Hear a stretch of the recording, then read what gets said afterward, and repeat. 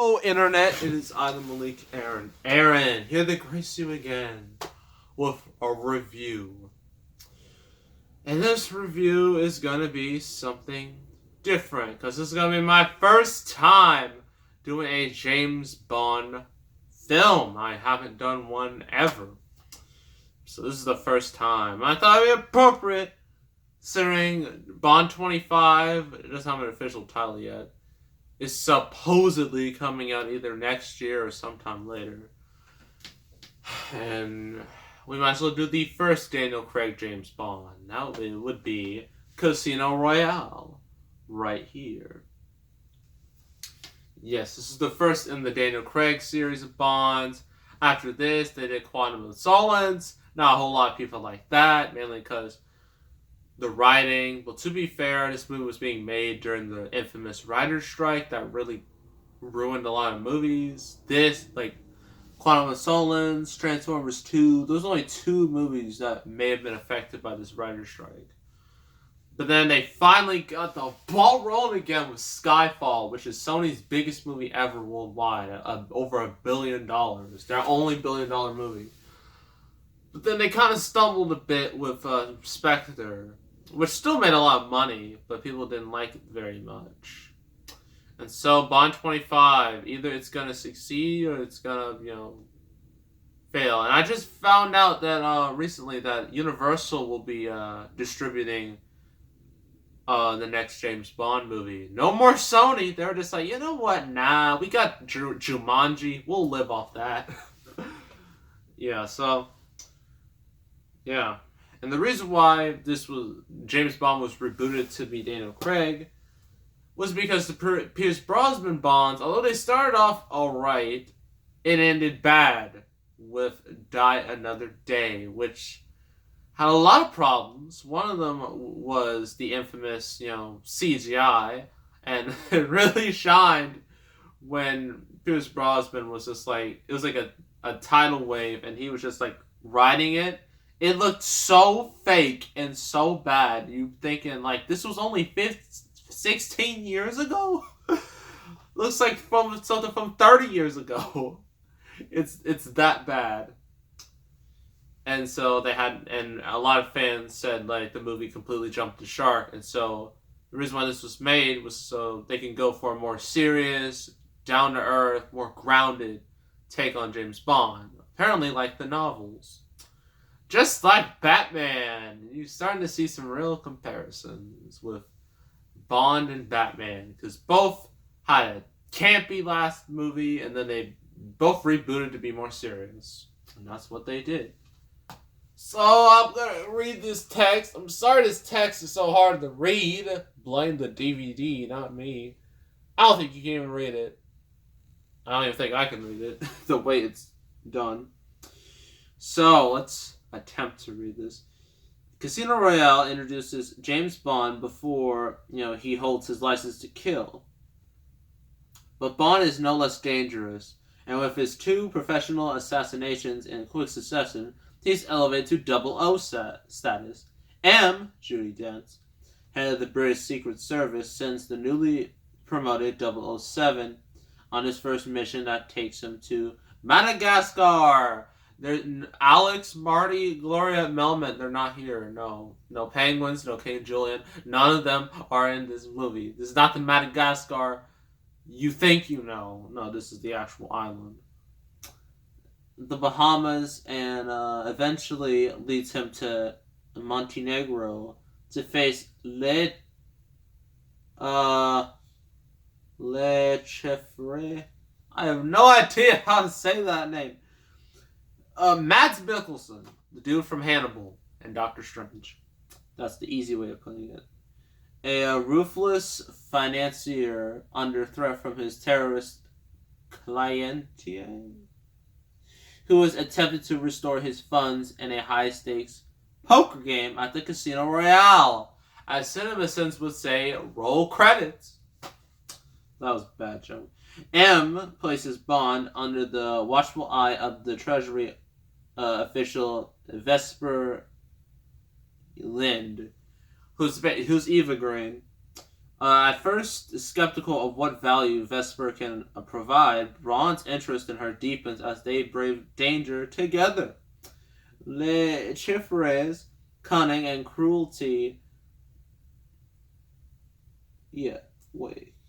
Yeah, cunning and cruelty come to bear on them both in a way Bond could never imagine. And he learns the most important lesson: trust no one. Just like Stone Cold Steve Austin said, don't trust anybody, because they can all turn on you in an instant. So yes, this movie has Daniel Craig's James Bond. He's not exactly a super suave debonair. Some fans were complaining. They're just like, he doesn't look like a James Bond. He's a blonde. That's terrible. People were roasting him, calling him James Blonde, and I'm like, that's terrible. But when the movie came out, no one was complaining anymore because he was actually really good in the role. So pros and cons. Pros: Daniel Craig is James Bond, despite all the somewhat backlash he got from being cast in the movie. And this is just a lesson. Like, if someone you think doesn't fit the role that they could cast anyway, don't be quick to just write it off. Just give it a chance, because sometimes it could work out for the best. I mean, no one thought Ben Affleck would be a really good Batman, but people say he's one of the only redeeming qualities of DCU. Same with Gal Gadot as Wonder Woman. And even a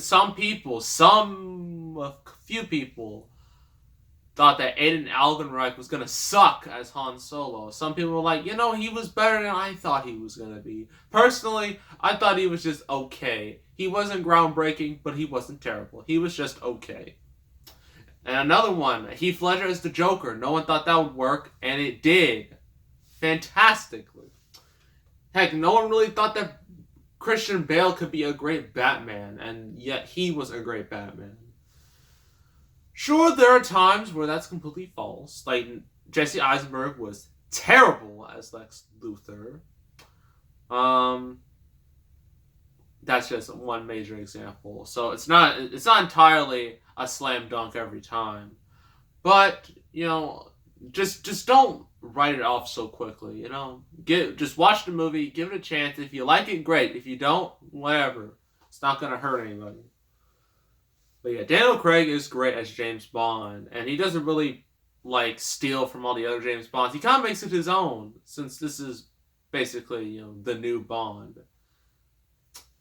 And now he's gonna have 5 movies, which shows if he wasn't good, he would have quit after this one. But nope, he kept on going for over 10 years.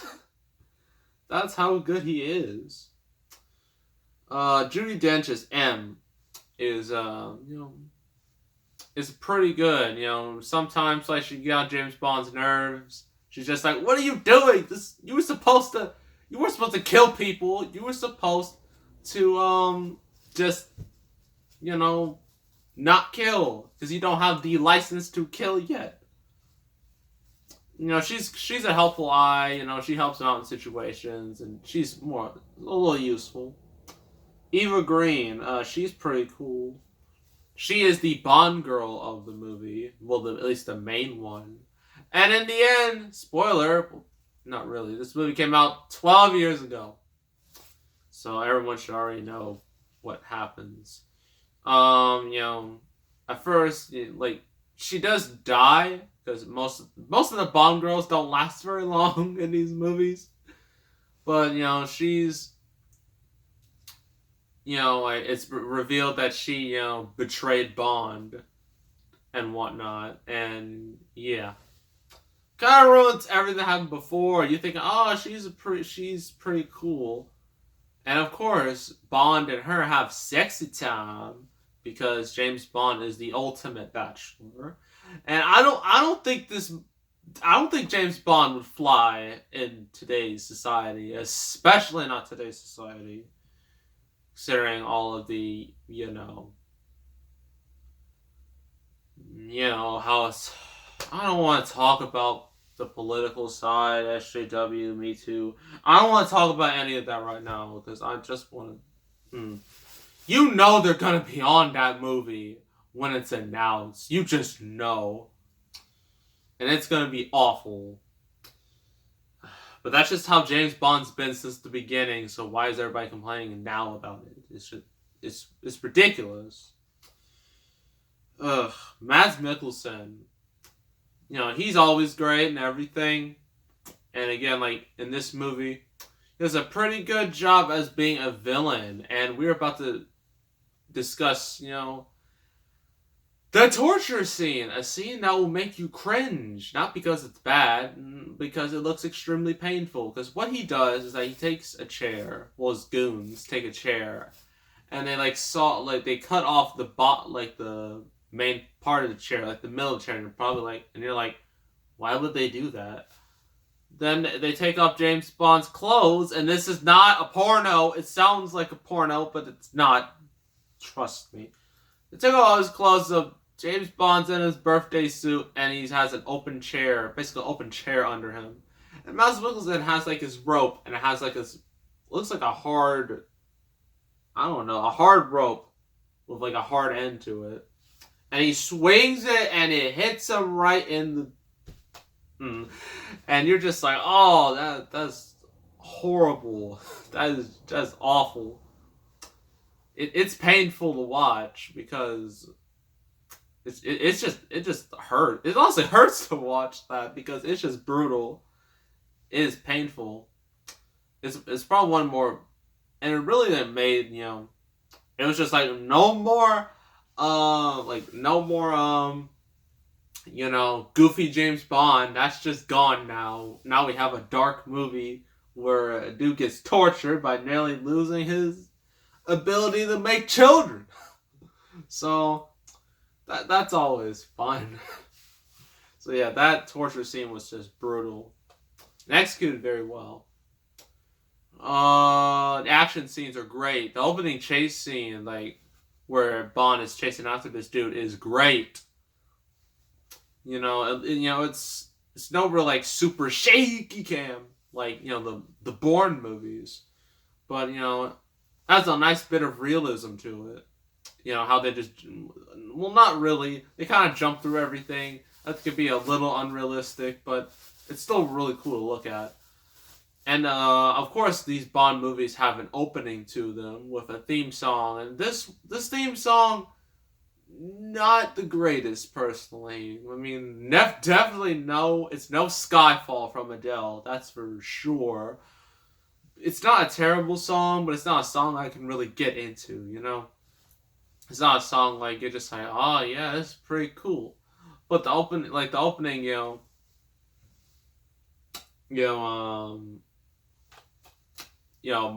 not really a montage, but the animated opening with like all these different cool visuals happening. That's always cool. Cons, nothing really wrong with this movie overall. I guess this movie's like 2.5 hours. Some people might think, okay, whatever, but other people are just like, I don't like that. And some parts of the movie can be a little bit slow. It can be a little slow for some people. You know, especially for people who don't have, you know, like, who kind of have, like, who want, like, fast-paced action. Because this is an action movie. You think it's going to be all fast-paced, electric, and, you know, it's going to go at 5,000 miles per hour. It doesn't quite go that way, which is, you know, it's different, but it might not be for everybody. Overall, this movie is great. It is a great watch. You have to go through the torture scene because that is hard to look at, and you might want to look away during that. But overall, this is a really good movie. I'm going to give it a 9 out of 10. Highly recommend it if you are a James Bond fan. That is Casino Royale. Next review, Martin Scorsese movie. We need to do more his movies, and we're going to be doing the one that really got him a little more mainstream cred than he's used to. That is The Departed. That movie actually finally won an Oscar since Goodfellas didn't, I guess because the Academy just doesn't like all that cursing. But he eventually did win the Oscar for The Departed, which was nice. So that'll be the next review. So make sure to subscribe, like this video, leave a comment, and I will see you all next time. And I am out.